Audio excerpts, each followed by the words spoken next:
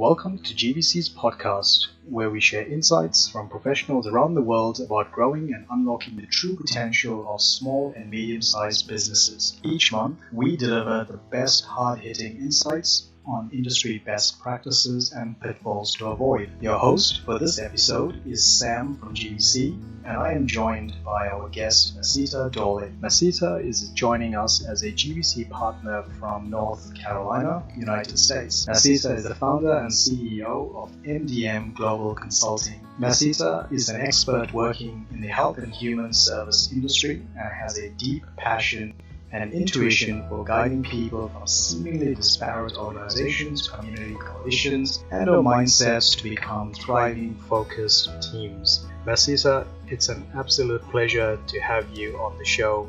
Well, first, thank you, Sam, for that great introduction. And hello, everyone. I am very honored and grateful to be on this show today and looking forward to the discussion. So tell us, what does Meseta do when you're not actually helping businesses and nonprofits thrive and unlock their true potential? Yeah. Well, I'm very intentional in trying to have a good work-life harmony, not necessarily balance, but a harmonious life that creates kind of like a peaceful and joyful atmosphere around me. So when I'm not working with companies, in my downtime, I love listening to music.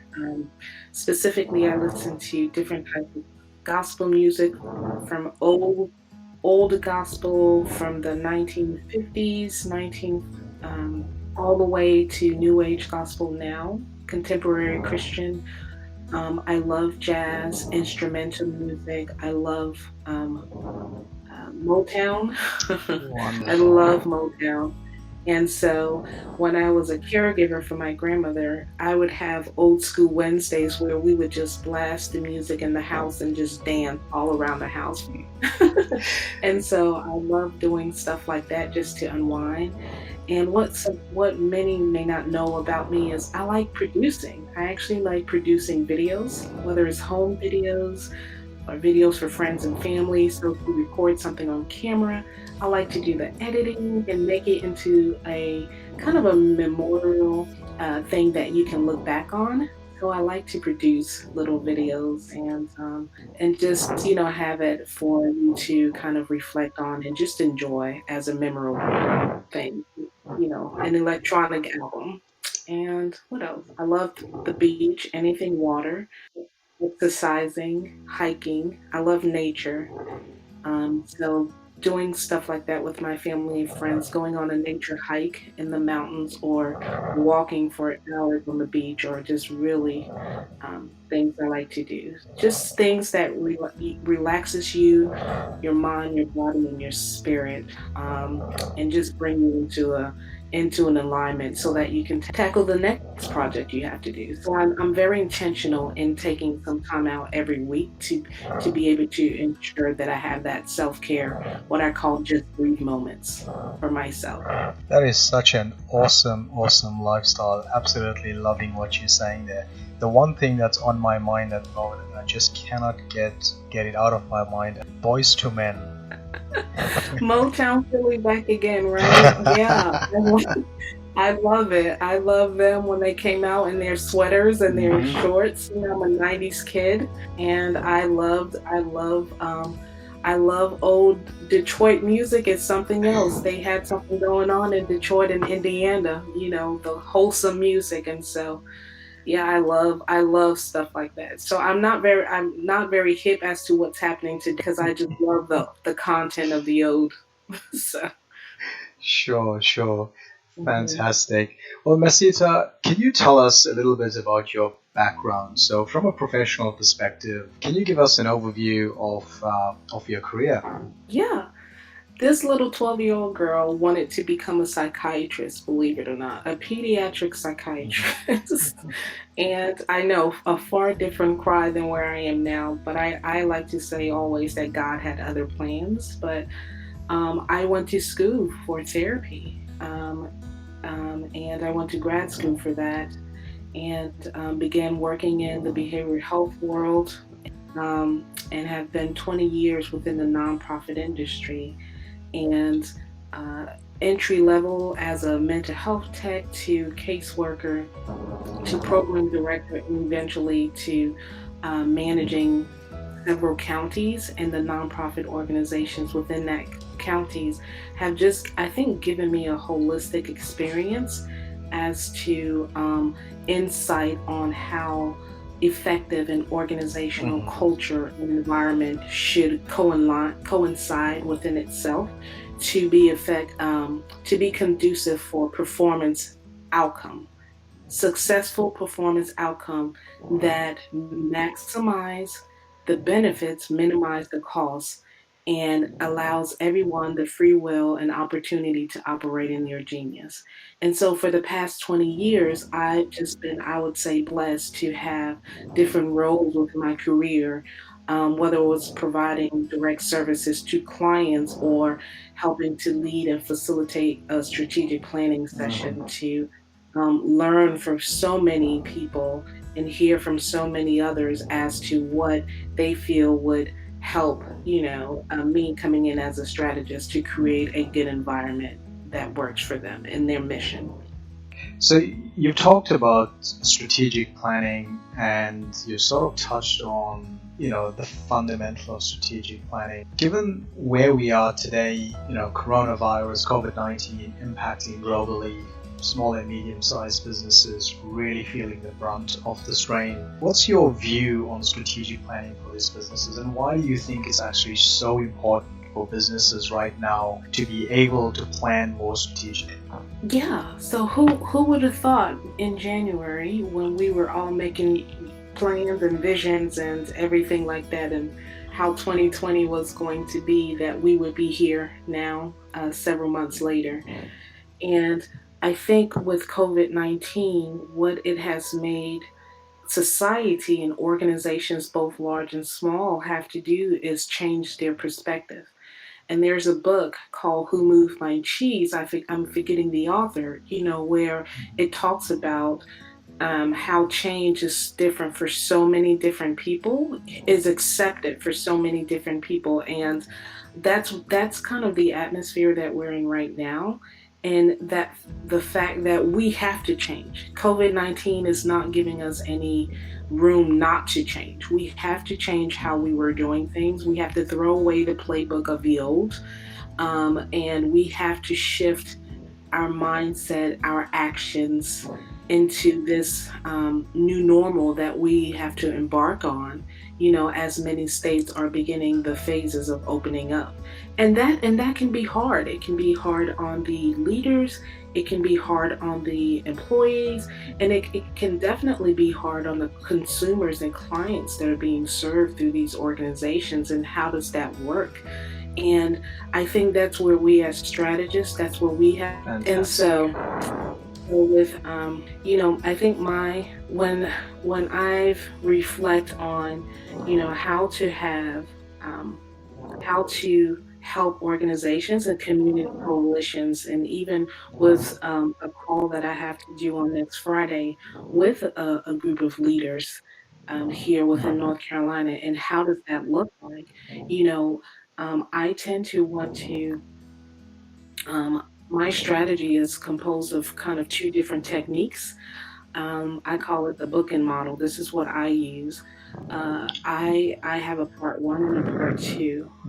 My first methodology is essentially I do use the Strat Plan software, and I use it to allow everyone to develop a strategy that is going to lay out the 5 framework of what is needed to be successful and change improvement.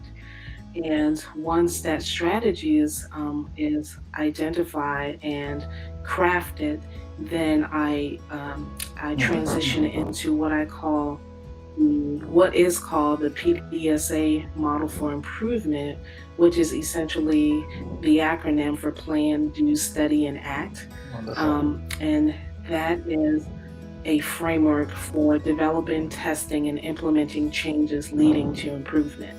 And so once an organization is able to use the PDSA cycles, that enables them to test out changes on a small scale, building on the learning from these test cycles in a structured way before a wholesale implementation. And this allows stakeholders the opportunity to see if the proposed change will succeed, and is also a powerful tool from learning from different ideas of what work and what does not work. And it provides the process of change to be safe and less disruptive, right? Because we already have had a whole lot of things just bombarded with us in a short period of time. And so within where we are doing now, now it's a good time while we are in different phases for leaders of organizations to um, lay out the plan to ensure the safety and the comfortability of the employees, right, once they re-enter back into the organization.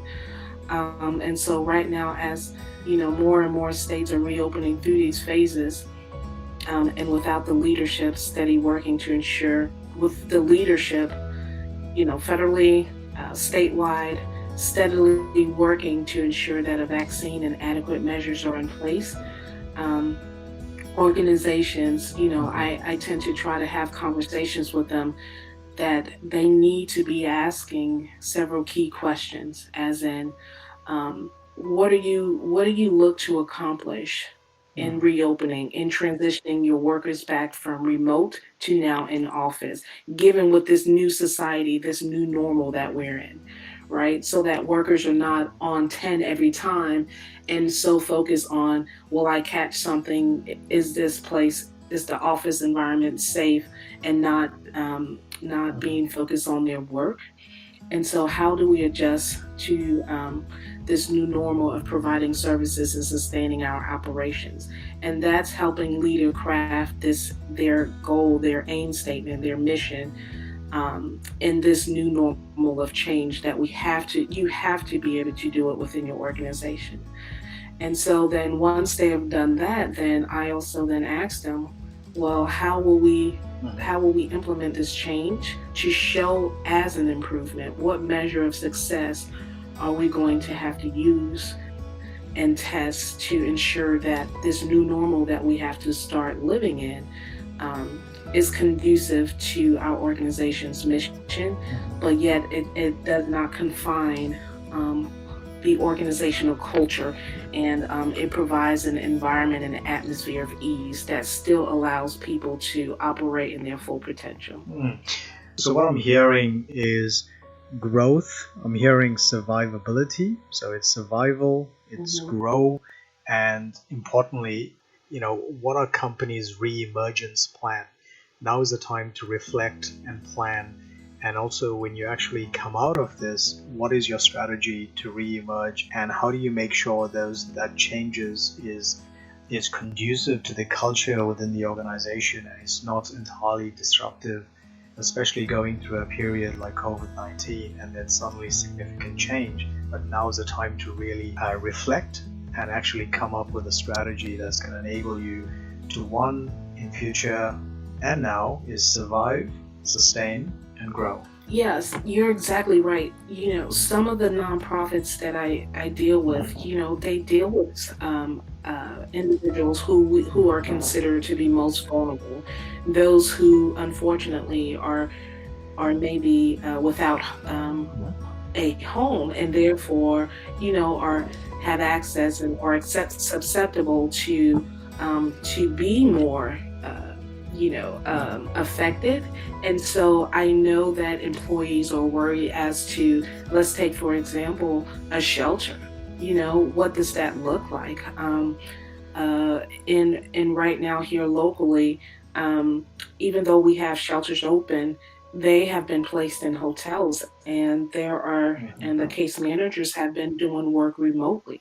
But now they have to, eventually soon, at the latter part of this month, they will have to look into starting to re-enter back into the office building beginning in June. And what does that look like? And how do we, once you develop this strategy, how do we implement it successfully? because sometimes that's a challenge with organization. They spend a lot of time developing a plan, but there's no one to execute it, to do it, to study it, to see what's working, what's not working, to readjust and to react again, to ensure full implementation of the plan that is developed. And that's really key and important.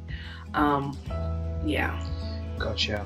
So tell me a little bit about executive coaching. So one of your specialities is executive coaching. What is it and why is it important? Executive coaching is usually I meet with whether it's the president, CEO, or executive director of an organization and their management team, which can consist of all of their program directors and a portion of their administrative staff that has a hand in ensuring the full operations of the organizations, general operations of the organizations.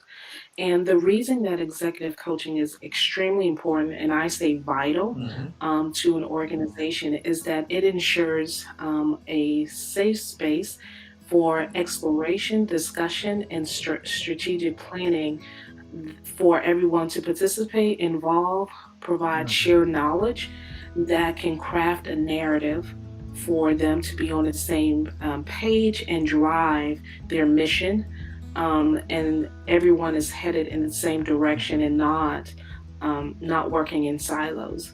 Sometimes you find, whether it's in a medium or large companies, you find a division sometimes may not coordinate with another division.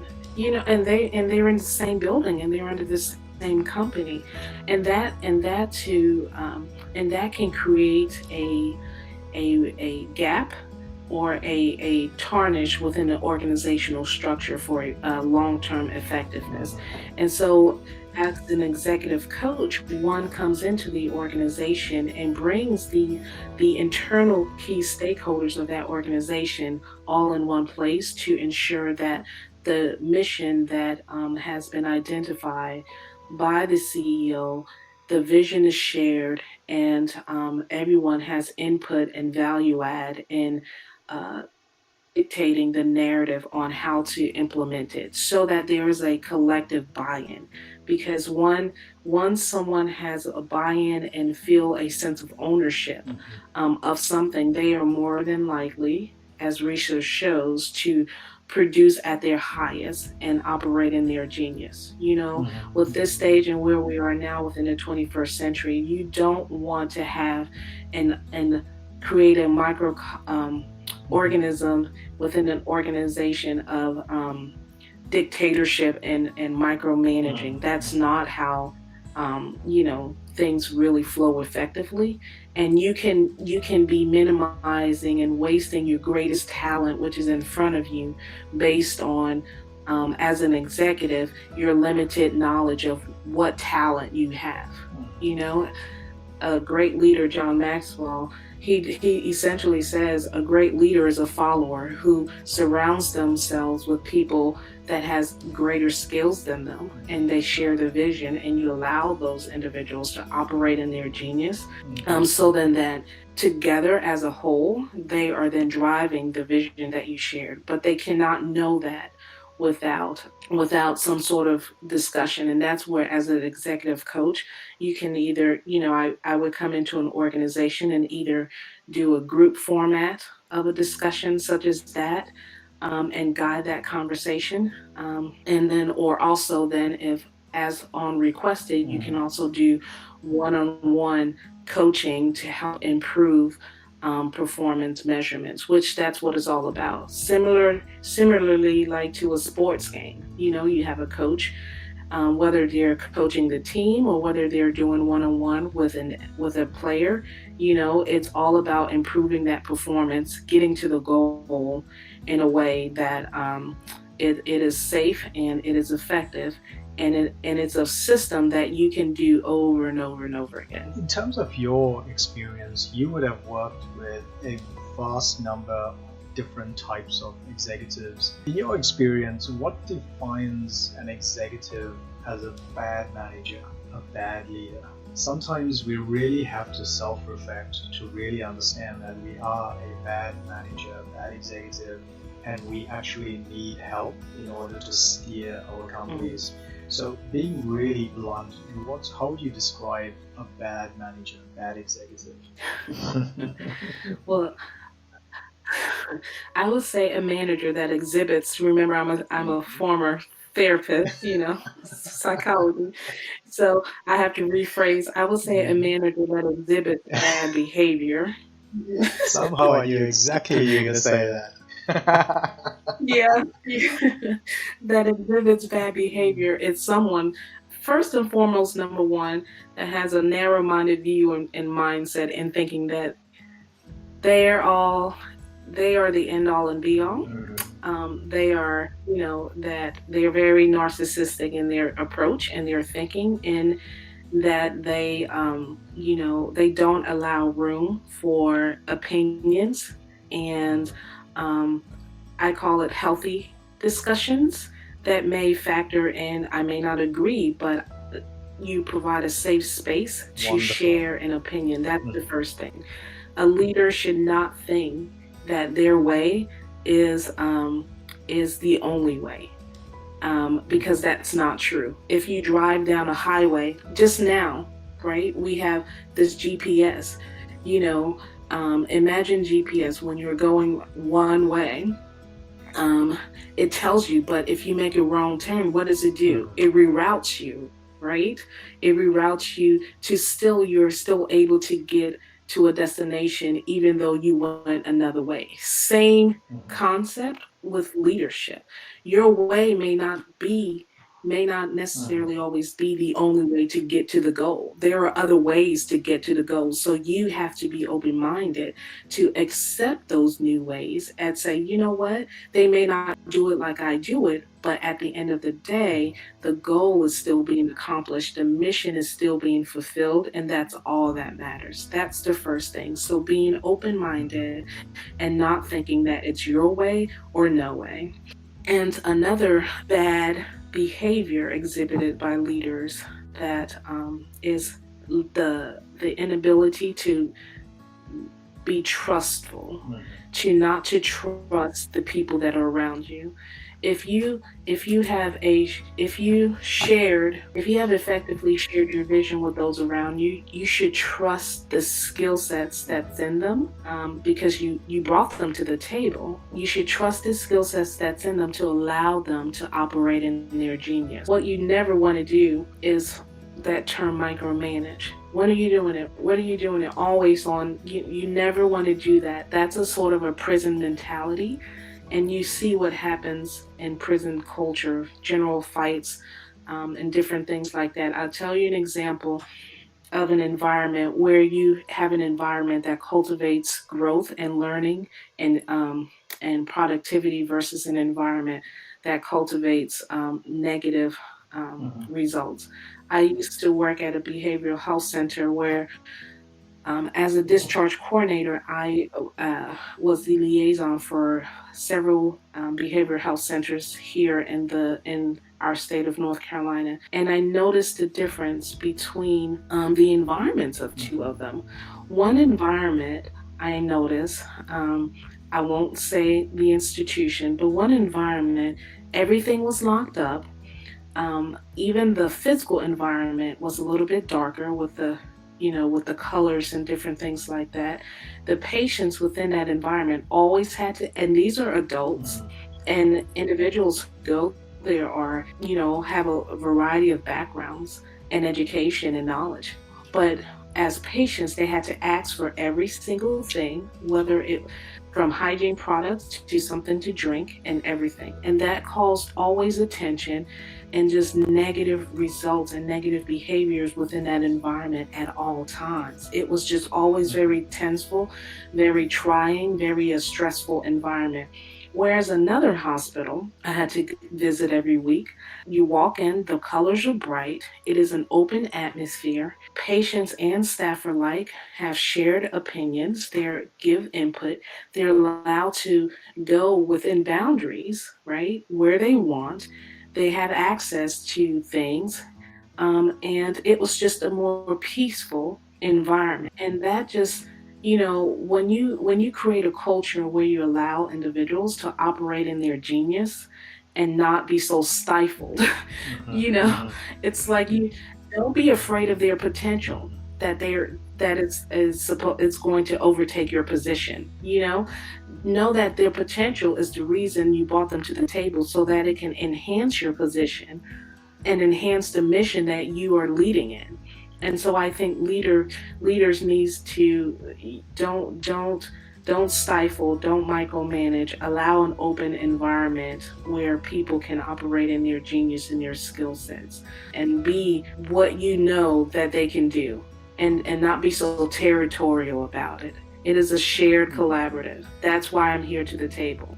Wonderful. Maseta, in terms of moving on to broader services of MDM global consulting, one of the things that you specialize in helping nonprofits is grant writing. Now, grant writing can actually be really tedious. It could feel like an absolute mammoth of a task to overcome, and navigating through government policies and procedures and the bureaucracies associated with drawing down grant funding, etc. This is something that you've over time have mastered and provide the services. Can you talk us through just some of the pitfalls on grant writing and some of the ways that you have overcome to help your nonprofit clients?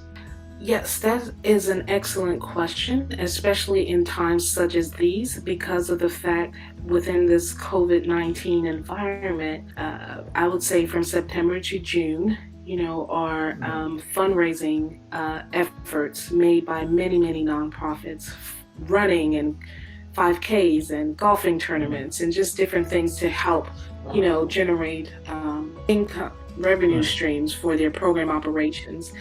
And within grant writing, it is, you are exactly right. I say it tests your patience, it tests your endurance, because it is not a fun thing, but you have to have a passion for it and you have to have a strategy for it. That's why strat plan is so important, because of the fact of once you develop a strategy using the strat plan software, then your grant writing efforts of an organization can be surrounded from that as in what has been identified, meaning the mission and objectives of what you're trying to go after and what performance measurements you're trying to achieve. So your grant writing process can be in alignment, has to be in alignment with that. And it keeps it, and ensuring the strat plan software to develop the strategy keeps it grounded, and it give me coming in as a grant writer a foundation to build on. But with grant writing, one thing that I've learned to do is to develop a process, because many, whether they're new entrepreneurs or existing organizations, they will want to, go after all of these funding, which is out there. But if they're not what I call grant readiness, then, we usually start from the bottom, the basic. And I come in, I do a diagnosis of the organization. I have a checklist of all of the different documents, from governance to legal to program administration to finances, as to what must be in place before an organization can even apply for something as a micro grant, which is usually around $500 to $3,000. And based on where the organization is assessed, the level that they're assessed at is where we begin the process of developing a funding calendar that ensures that they are, the grant writing process is successful. We always stress as grant writers that the application is only as successful as the organization capacity and status currently. We are writers, essentially like a movie, an editor. We create the content based on what's there, and we can't create the content based on something that is not there. And so that's why it's essential that an organization, before you want to consult with a grant writer, it's important to have your strategy in place. And it's important to have a plan place. It's important to have your financial objectives in place. It's important to have your program descriptions in place. And and if they don't have that in place, before I begin the grant writing services, I start with the strat plan. Let's develop your strategy. If your strategy has expired, we're going to develop another one because I need foundational narrative to build and write your grant application on. Does that make sense? Absolutely. I just love the way you articulate. It's almost like there's an art to it, and it has to be enshrined in passion. And from experience, I can tell you that grant writing is not one of my passions. It can be painstaking, and the bureaucracy. So absolutely hats off to you to do this. I have no doubt that the many organizations that you've supported know exactly just how important this service is. So Maseta, you're obviously a seasoned professional consultant operating both in the non-profit, have a really passion about supporting non-profit, and you also support for-profit businesses. And one of the things I know that you do is you actually form a partnership with the organization, so you're in it for the long term. Their success is your success. Could you tell us some more about that relationship that you build with your clientele? That's a great question because, and I don't know if it's the internal nurturer in me that, that desire to be that therapist. That therapists in the career never left, in staying with the individual until the problem is resolved. Something that we've learned in the church that I attend down here at New Jerusalem Cathedral, it's, our bishop, he always say, if you touch it, you got to stick with it. And, and you're responsible. So sometimes you may not want to touch it if you're not going to stick with it. But once I touch an organization, I do. I have take that mentality with me in my career, and I will stick with you in ensuring that you have reached the full goal. You've gotten to the goal line, and what we have identified in your targets and your benchmark. And not only that you have gotten to the goal, one of the things I strongly push within my own company and those that work alongside with me is sustainability. We always want to ensure that whomever client that we work with, whether it's an individual entrepreneur, a small, medium, or large company, whether nonprofit or for-profit, or even a community coalition, we always want to ensure that not only do you reach your goal, but that is sustainable and that you have effective system in place to thrive, so that even when we're not there, the process. We want to help ensure, I call it a two-seater bicycle. We want to ride alongside with you, providing you directions, providing you guidance, and so then that when we are not within that seat, you're still able to ride and keep the process going. And that is something that we pride ourselves in. So, through my early on process, I've seen organizations spend a lot of time and sometimes funding, in developing a strategic plan, but they don't know how to implement it, or they may not have the capacity how to implement it. They may not know about project management, especially within nonprofits that provide services for health and human services. They may not know how to provide project manage to keep them moving the needle, to implement it, what has been identified. And so that's why, even using the strat plan, there is a follow-up in how to keep folks accountable and on their goal once it's developed within the software. And that's the approach that we are taking with organizations, whether you're a nonprofit, whether you're a for-profit, whether you're a faith-based church or community collaborative.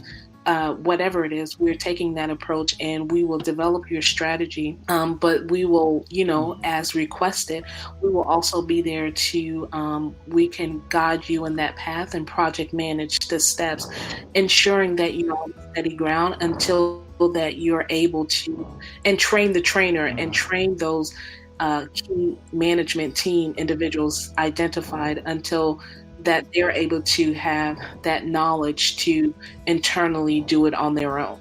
because we want to train you so well that you won't need us, and we're only stepping in to provide an evaluation or to update your plan as needed, periodically once a year or something like that.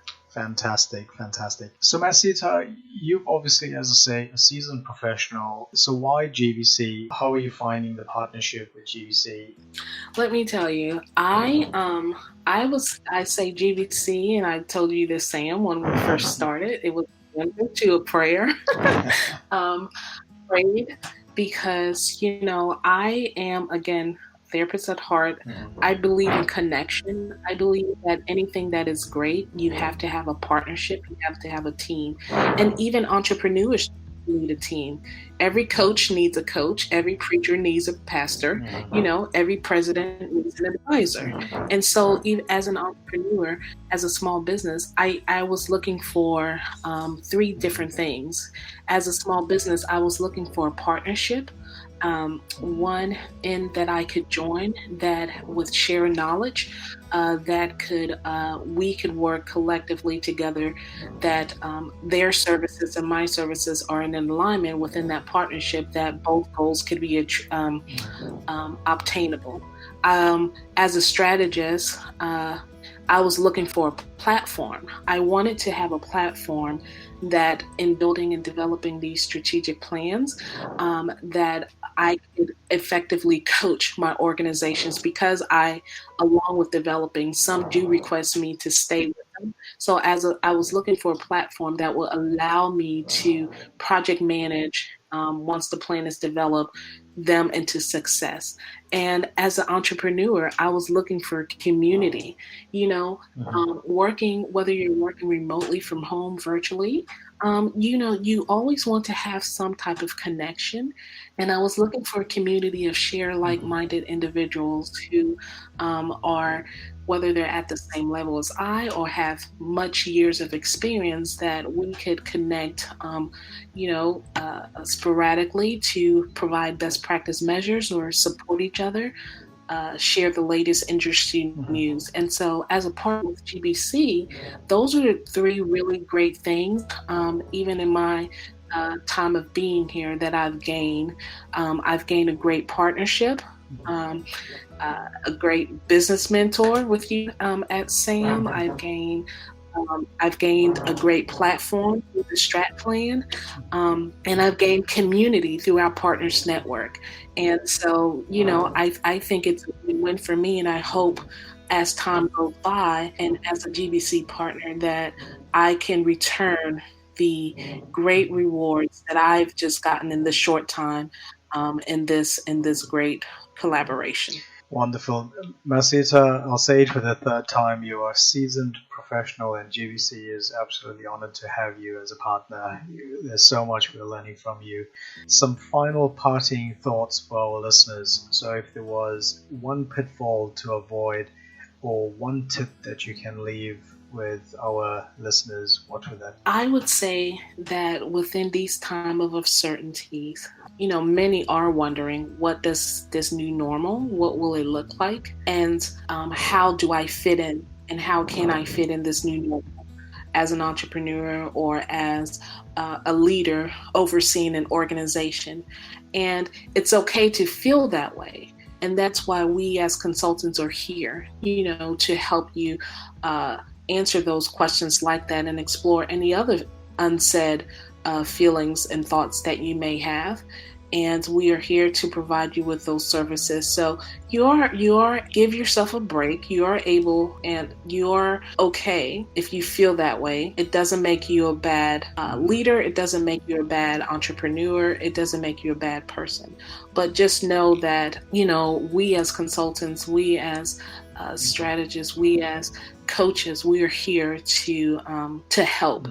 And this community of GBC partners that GBC has networked, there's so much tremendous resources, and coming on the website and seeing all of the different partners that are involved that can really, really help in all areas. And, and you develop a plan, you try it, and if it doesn't succeed the first time, you try it again and you try it again. But don't give up, keep going, and know that there is help here within the GBC community to help you.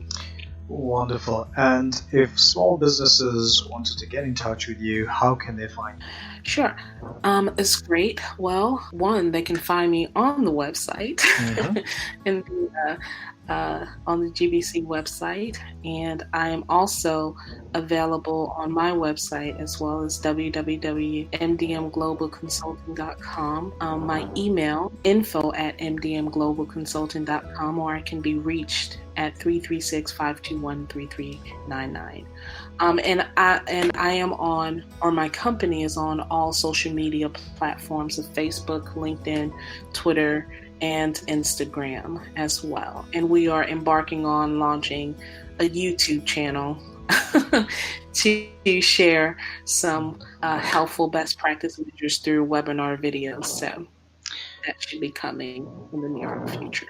Wonderful. Lots to look forward to. Well, that brings us to the end of this episode of GBC's Partner Podcast. Thanks for joining us. Make sure to visit our website, globalbusinessconsultants.com.au, where you can subscribe to the show via RSS so you'll never miss an episode, and where you can also find everything you need to know about GBC Partners for Small Business Help, our partner program, and small business planning software. Be sure to tune in to next month for our next episode, when we will be sharing more hard-hitting insights on industry best practices and pitfalls to avoid. Special thanks to our guest GBC partner Meseta, and don't forget to check out Meseta's practice on www.mdmglobalconsulting.com for best business help. Until next time, see ya.